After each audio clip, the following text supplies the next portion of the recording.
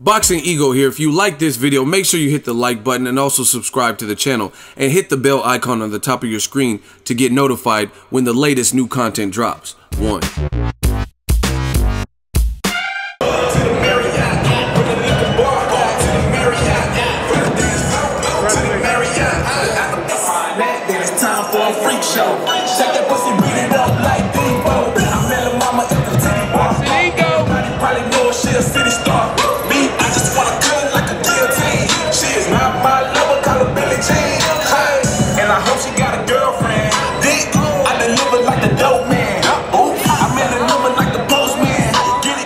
Regardless of what people think or what they see, the people that actually get a chance to interact with me, they're like, wait a minute, hold on a second. It ain't no bullshit. It's for real. Are you from Ohio too? Yeah. Born raised in Cleveland. Okay, so the whole family from Ohio. He was born in Cleveland, but I moved him out of there by the time he was like 8 to a suburb, you know, over there where it was better, you know, for him to be able to go to school and things like that. What's it like growing up in just in that area, Cleveland, and right in the boxing scene? Well, you mean the boxing scene, or you mean where we grew up at? Just in the Midwest in general, like Ohio, there's good work out there? Man, it's unbelievable. The talent was unbelievable. Every year we go to the Nationals, and you know, our region was Ohio, Michigan, Indiana, Pennsylvania, and a small part of Kentucky. And every year we get to the Nationals, you take your champions from all of that, and that become your regionals, and you get to the Nationals. Our whole national team would be all Ohio, all of Cincinnati and Cleveland. And then we take the team trophy for the Nationals, and it'd pretty much be all Ohio. It'd be all Ohio. It'd be Cleveland. It'd be a sprinkle of a couple of Michigan fighters in there. Yeah, I know some fighters like Willie Nelson used to work with, get some sparring in there. Now, we fought him about 6 times growing up. Okay, in the amateurs, off the top of your head, what fight just stands out that game? Because Shawn Porter is clearly a dog in the ring. What fight was just like one of those, they should have been pay-per-view in the amateurs for Porter, that they were matching his intensity? That kid right there. That young man right there. That man right there? That young man right there. Danny Jacobs. Danny Jacobs. The quick question he asked me was, what fight Shawn Porter had was probably a pay-per-view in the amateurs? I said, that man right there. That man right there. Yeah, they was pay-per-view. They was pay-per-view. Shawn had some of the best rivals. Everybody left their rings to come watch that. And that was it. That's what you fight. Listen, this guy was one of the toughest fighters that I've ever fought. Amateur pro in all of boxing. This guy is a tough commodity. And you're not just fighting him, you're fighting his dad as well. I was in there. His dad was screaming and everything too. So, but it's nothing but love. Shawn is my man. Appreciate it. There it goes like that. Daddy just said, you ain't just fighting Shawn, you fight your dad. Now, I gotta ask you, coming off the heels of a sensational performance, it was a WBC eliminator. Yeah. How you guys feeling? We good. We good. As you can see, what's happening, brother? As you can see, he healed up pretty fast. There was only 4 stitches in one eye and 2 in the other. So you know, there's no, you know, serious situations going on there. We don't have to continue with anything else. Just take some time off. But he'll start cross training. He did a little bit. He did like we do like post workouts after a fight. So he's riding bike, stationary bike, a little bit of treadmill, yoga, things like that. And then he'll start picking it up. It'll be basketball. It'll be some things out on the track, running some routes in football, just some cross training and keep it moving. Yeah. What is it about Shawn? Is it the training? Is it just his mentality? I mean, I thought it could have been a competitive fight, and it was pretty one-sided. The body work was hellacious. What is it? Is it more something he's doing physically in preparation, or is it more up top? It's got to be a balance of everything, and that's what a lot of people don't know. And if I give you that information, even if you're looking at it right now and I give you that information, you have to be able to have people with you that can help you to apply it and direct it. And then you've got to have the ability and the talent, you know what I'm saying? So it's got to be a balance. You can't just train really hard, or you can't just be, oh, I'm so mentally tough. It's mental, physical, emotional, nutritional. you know, and spiritual, and there's got to be a balance of all of those things all across the board. It cannot just be, oh, mentally I'm ready, or I'm physically in great shape. You've got to have a balance of everything. You could have the mental and the physical, but not have the right nutrition, and then something falls off there. You know what I mean? So that'd be your Achilles heel.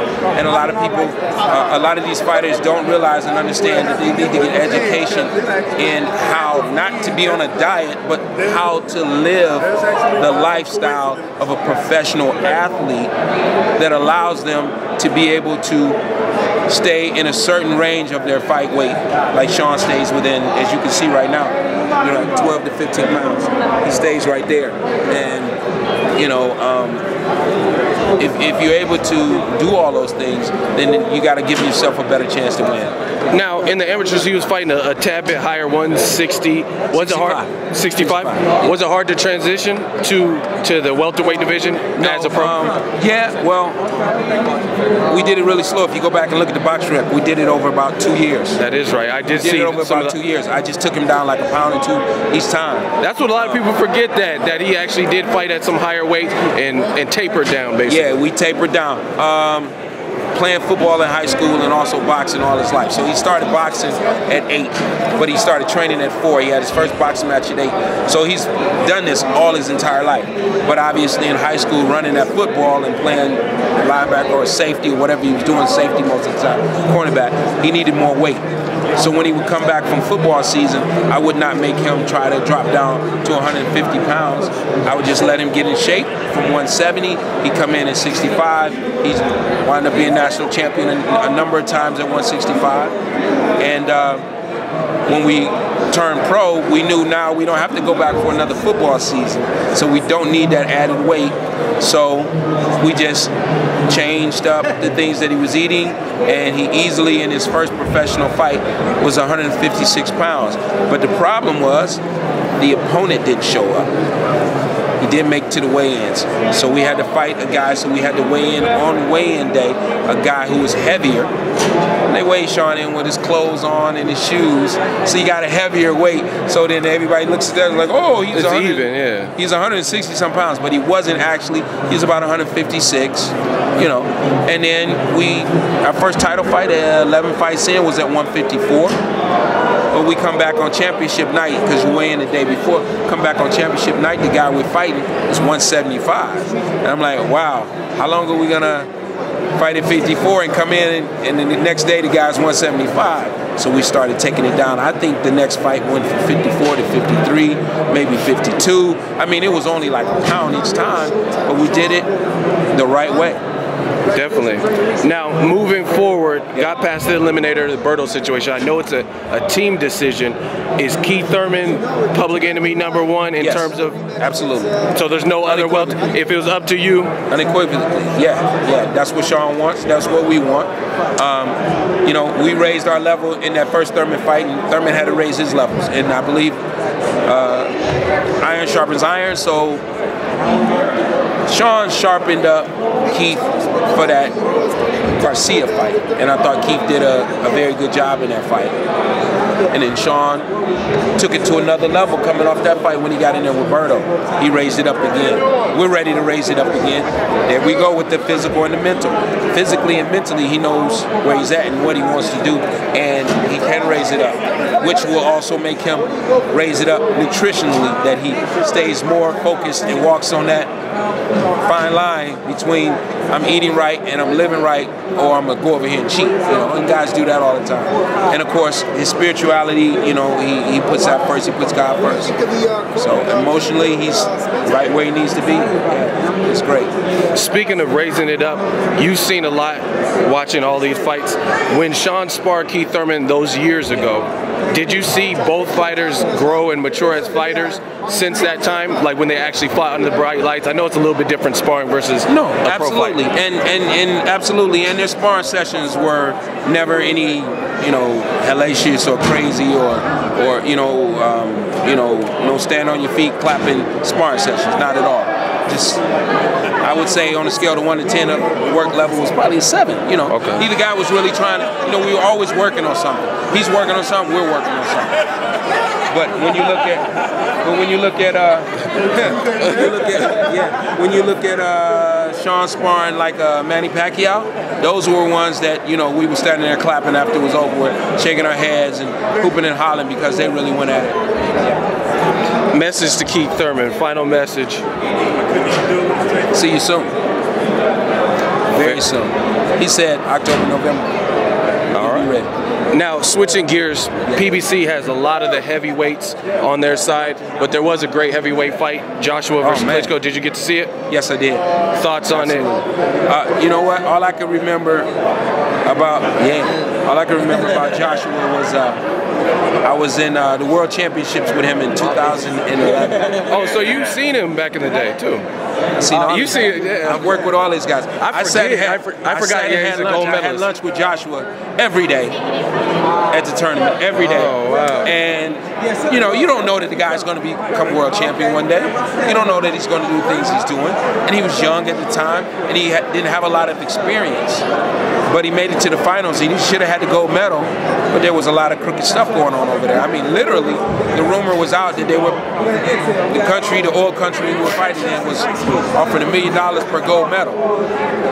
And Joshua lost to a guy from that country. You know, and when I say the rumors, I don't mean we were just walking around talking about it. It came on 2020, the news network. Oh, wow. It was on 2020, the week of the fight. So we're like, really? This is what we're up against right now? But I sat with that kid every day, and you know, I think he's very deserving, and you know, it lends hope to the heavyweights in the U.S. that, you know, most of our true heavyweights are playing professional football or college football or NBA basketball. You know what I mean? A couple of them are standing behind cameras like you. You know what I mean? You know, but the reality of the situation is it does lend hope to some other guys could start late and have physical abilities and do some things, do some good things. Fight I want to see is Deontay Wilder versus Joshua. I think that's explosive. I love it. I love it. Who's the most baddest heavyweight to you? There's another example of that. Deontay started late. He was on national teams with Shawn, and he was on the Olympic team with Shawn. And look at him now, you know. And it's amazing. It's amazing to see what Deontay does, and I think that's a great fight. I'm looking forward to that one. You know, two great kids, but I got to go with the American on that one. Got to go with the American. He got that equalizer. He can stop you. Now, did he always have that power? You just seen the power? Like, you know what? He wasn't doing that in amateurs. And here's the difference between him then and now. One of the bigger differences. Deontay only fought at 200 pounds back then. Oh, he was 200. He was 200 pounds. He was not the super heavyweight. We had a super heavyweight above him. So he honed his craft, he worked on it, and he's there. Yeah, he's there. He's there right now. So yeah, he can stop you. He has that man-stopping power. Definitely. Now, I got to ask you this before I get out of here. I seen you guys went to the Dave Chappelle show. Yeah. He was out in Vegas. How was it? I love the Chappelle show. I like Dave Chappelle a lot. You know what? Dave is a really cool guy. He befriended Shawn a few years back. And then every chance we get, whenever we see each other, when he's in Vegas, you know, we sit together at the fights and things like that. We chop it up. And the guy's up on the stage last night, he's doing his thing. And, you know, in the midst of talking, he just say, hey, Shawn, you know, you did your thing last week, congratulations. What's up, Kenny? I see you sitting right there, too. And I was just like, whoa, just like that? He's just going to just talk to us like we regular, you know? And we are regular, and he's a regular dude. So, you know, probably, what is it? It's, what time is it? Almost 2. He might be coming through our place for a workout today. Yeah. Awesome. Yeah, he said, or at least come through just to take a look at it. And he's very good friends with Radio Raheem. And Radio works out all the time. Radio's like, hey, let me hit you up. I want to come over tomorrow. And Dave wants to come over too, you know. And it helps when you got a person like Shawn who has that personality that people can gravitate to. Definitely. You know, he's just a nice kid. What's happening, brother? Appreciate you and your family, man. Who's the Kenny Porter top 3 comedians? Your personal favorites? I gotta put Dave up there. After last night. No doubt. I'm still gonna have Eddie right there. You gotta put Eddie. Okay. and it was funny because when I met him. Who, Eddie? Yeah, when I met Eddie, and I got a little cold right now, but when I met Eddie, I told Shawn, I said, watch this, and I went up to him, I was like, hey man, what's happening? I'm gonna have to bust your ass. And then he looked at me like I was short. He just looked at me like this. And then he looked at Shawn, he said, you and your pops look just alike. I was like, no! I was dead on, Shawn, I was dead on. Eddie just looked at me like I was short when I did my little impersonation. But Eddie's definitely up there. And you know what? We got Martin, Richard Pryor, you got... Yeah, but I'm gonna stay current. Okay. I'm gonna try to stay current. Let me see. Current. Who else is Kevin Hart. Oh, Kevin. Yeah, Kevin. I remember when Shawn was fighting on amateur shows, and Kevin was in the same venue doing his stand-up. Very small venue. Yep. Shawn was on the amateur show. Kevin was on the venue. It's very small. No name back then. You know, no nothing like what it is now. And we met a few times. We probably met 3 or 4 times. And he walks up to Shawn, still before he even got where he's at right now. And he walked up to Shawn and said, "I've been working out. Can you tell?" You know what I'm saying? And you know, just it was great to see him go from that and Shawn in those small venue. It was a smaller venue than this. I mean, half this size, 1/4 this size. And Shawn was fighting there, and Kevin was in the next room doing his stand-up. Wow, and he made it big now. It's huge. Last message for the fans, what can we expect from Team Porter? You can expect, you know, that when we get in there, we can give it heart and soul. You can expect that he's going to do it with class. And you can expect us to, you know, bring it. And whoever we're in there with, you know, for 12 rounds, no doubt. And expect us to see us doing more things with Boxingego, because there's something going on with the ego. I pick up the vibe, and God gives me that ability to discern who should be in my life, who should be on that camera. And it's great. It's great. I appreciate your time, and I definitely look forward to the next chapter of the Team Porter movement. Yeah, we moving. Thank you, sir. Look at that line, man. Every year he comes here, he got the longest line in here, every year. And this has been going on for a couple hours. I gotta ask you, since you mentioned that, how does he stay grounded and down to earth? Where some people, like you said, like I'm not saying Kevin Hart did it, but when they get to that level from smaller venues, they just all of a sudden get big-headed. So how does he stay level-headed in those situations? Honestly, it would have to be his faith. His faith, his belief in God. He's in church every Sunday. We got off a plane 10 o'clock in the morning. 10 o'clock in the morning, we left the plane and went straight to church. Hello, sweetheart. Hi.